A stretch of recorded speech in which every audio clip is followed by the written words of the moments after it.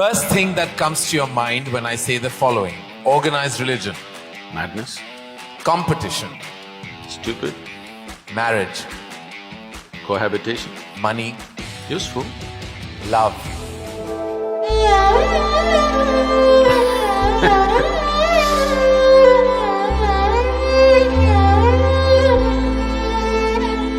I'm going to take the liberty, Sadhguru, to do what I normally do on my television show, which is a rapid fire round.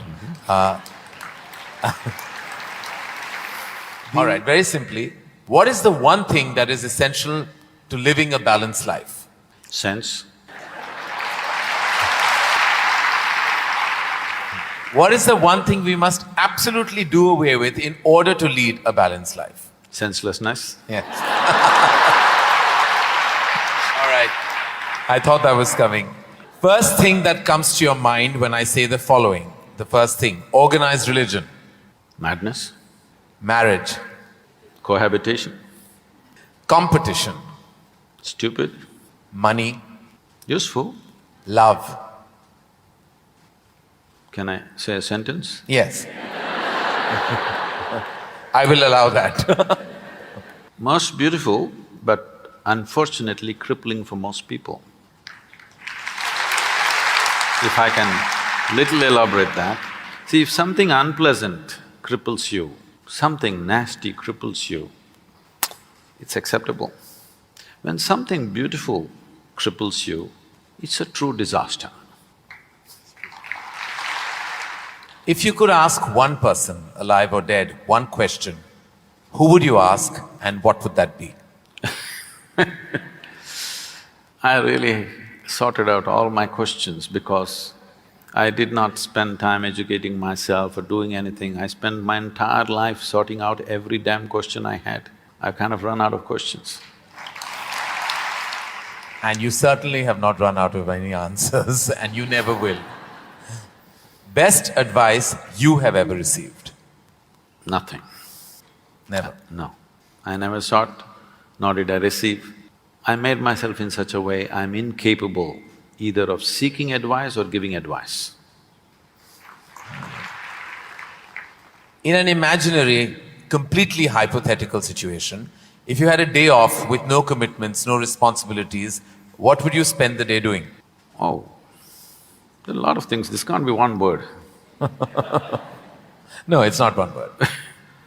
See, I have an indiscriminate sense of passion towards everything. There were lots and lots of things I did at one time, but these days, time is not allowing me to do that, so generally if I have little time, all I do is play golf, because that's safe and within the city and I can get back in time for something else to be done. But if an entire day is left to me, which they've not done for a long time, they've not left it to me. If that happens, I will close my eyes and sit, because that is the best, I am at my best when I truly have nothing to do. What is one thing you'd like people to remember about you at the end of your life? They must live so wonderfully that they don't even remember me.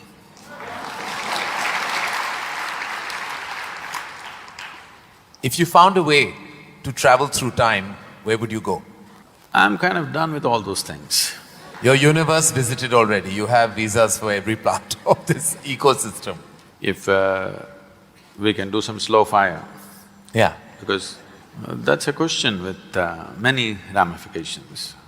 For example, traveling in the world, we jetted around and now we want to travel to the Mars, we want to travel to another place. And now that's not enough, we want to travel into the past and future.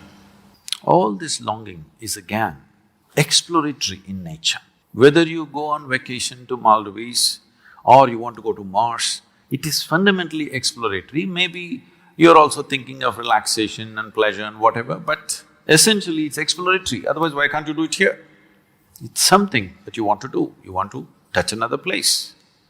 This longing is there in the human being only as long as the life that you are remains in a seed form. That is, it did not sprout and blossom. This happened when Adi Yogi was expounding the science of yoga. and talking about the nature of the cosmos, how it's related to your individual self and what you can do with it. Then the seven sages who were with him, they asked, what is the nature of this cosmos? How big is it? Where does it begin? Where does it end? So he laughed and said, your entire cosmos, I can pack it into a mustard seed, because your ideas of time and space are essentially because you're living within the framework of your intellect. If you cross that dimension, then there is no such thing as time and space. Everything is here and now. So, traveling through time, space, no, it means nothing to me, because it's difficult to express, difficult to articulate. If I sound little… I have a reputation of being very logical, but if I sound illogical or silly to you, you can blame it on my jet lag. I just come from United States after 6 weeks, so you can say maybe he was jet lagged, that's why Sadhguru is saying something silly. But I'm fine. I'm saying this because you can't fit the universe into your silly little logic. Today's human being is too overly enamored with their own logic that they're missing the entire life. The gamut of phenomena that's happening in the existence is missed because the only way you can accept anything is it has to fit in to the square hole of your logic. Anything that doesn't fit into your logic, you will reject. In this, you rejected the entire cosmos. In this, you have rejected the magic of life. You have become a slave of logic and completely missing the magic of life. So, this time, space, all this stuff is because intellectually you're trying to dissect the universe and try to understand this. Tell me, if you sit here, suppose you're very joyful, do you see, you will not know how the day passed off. And if you're depressed, do you see the day won't pass? So time is a consequence of the miserable nature of human existence. If you are truly blissed out and ecstatic, you wouldn't know what is a day, what is a year, what is a lifetime. You wouldn't know. There have been times I sat down, I didn't realize, I thought it's 5 minutes, but people gathered around and started molesting my feet. Because in their understanding, I sat there for many days or whatever. This idea of time and space is a very convoluted idea simply because people are stuck in the framework of their logic. My work, my fundamental work is to take people beyond the framework of logic into the true magic of existence, our own existence. But it takes a lot of time. Still, my reputation is of being very logically correct because I'm still trying to woo them. Still wooing them, you know. For the real thing to happen, they will take a long time, unfortunately, because they have become such slaves of their logic. What is the first thing you notice when you meet a person? Just everything. Everything. Everything. Past, present and future. Is it more important to do what you love or love what you're doing? One word or more? The choice is entirely yours. See, if you're an intelligent person, you will try to do what you love most.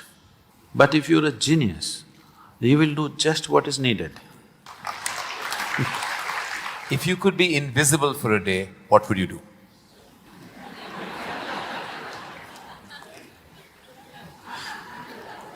You wouldn't know?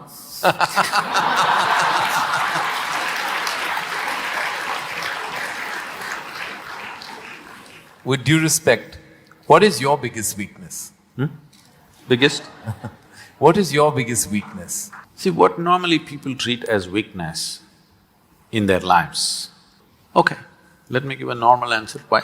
Why am I going into all this? Already you said I'm what? What is the word? Sashayed.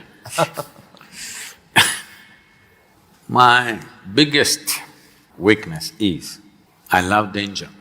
Without danger, I cannot live. I need to do something which keeps me on the edge of being mortal, being alive and dead. I want to walk that line all the time.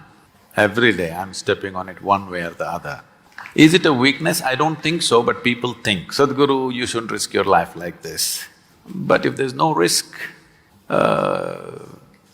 I feel I'm not being… because most of the time in my life, for whatever I'm doing, I don't feel tested.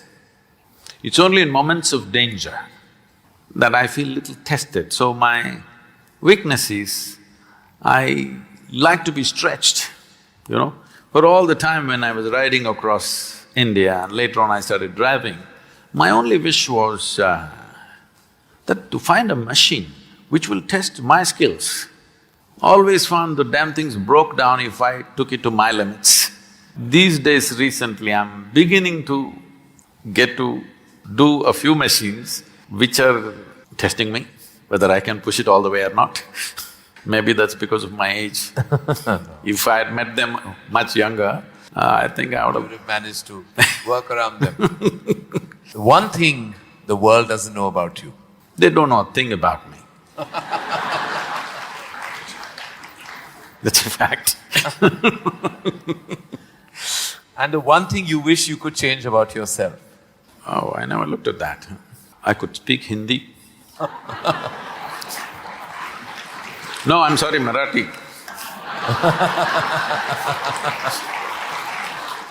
The one thing you wish you could change about the world?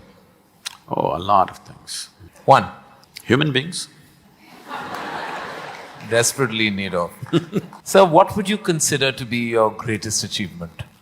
I don't think there's any, because I always fall woefully short of my own expectation of what I could do.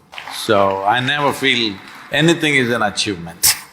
Is there a song you love and can listen to all the time? Oh, I somehow… nah. Probably because this came to me at a certain time when I was in my early teens maybe. So this one song kind of comes back to me more often than anything else. It's not that I even seek it, but somehow one way or the other this song keeps coming back to me. Is how many times… Okay. I know you haven't seen any of my films, but do you have a favorite film? Oh, I've seen many good movies. At one time I saw a lot of them. I've not seen much of Indian cinema, but I saw a lot of, English cinema. But one movie that I thoroughly enjoyed at that time, because on that day the way things happened, many life situations fell together and everything, was Roman Holiday. Oh. Well, I have to say that that's the first film I've ever seen in my life. My mother took me to the cinema. Here we are. It is true. Roman Holiday is the first film I ever saw. It was my introduction to the big screen. I'm glad I have something in common with you. That image of Audrey and Gregory Peck is somehow just stayed with me. Wonderful. It was probably my age. Yeah. It must have been. Something you enjoy doing and wish you had more time for? I wish I had more time, because I made myself like this, that there is nothing that I enjoy or do not enjoy. I make sure I enjoy everything that I do, including simply sitting quietly or talking to somebody or doing whatever, because my activity is not limited to one area, so many things. If you did not enjoy everything that you do and do not do, you will go insane trying to manage so many things. But I will not go insane, because I enjoy being alive. Activities, anything is okay. Everything I do, I enjoy. Small things, big things, every kind of thing. Most profound things and silly things, I enjoy thoroughly. Should us all. Lastly, in a biopic made on you, who would play you? But who would make a biopic first of all? No, there would be lots of interested people. Maybe you should animate. I don't think you would want that. Well, that is the end of the rapid fire, and you totally deserve the hamper that doesn't exist on this platform. But it's a virtual hamper that I've given to you with my love, gratitude and deepest amount of respect. Thank you.